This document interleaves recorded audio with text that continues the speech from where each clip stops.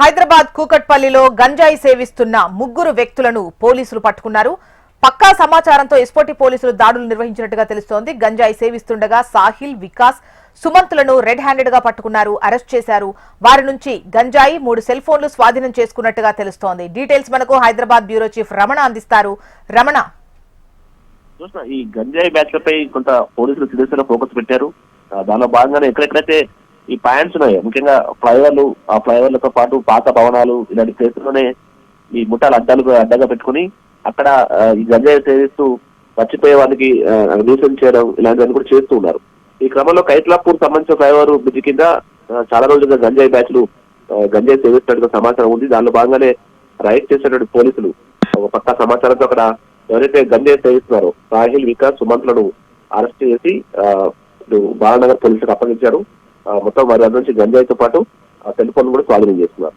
అయితే ఈ గంజాయి వారు ఎక్కడ కొనుగోలు చేస్తారు, ఇలాంటి వివరాలు కూడా వాళ్ళ నుంచి రాబట్టే ప్రయత్నం చేస్తున్నారు.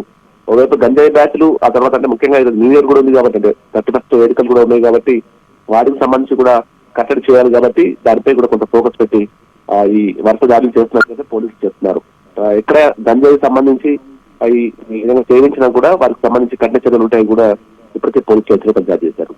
చూస్తాం. రైట్ రమణ.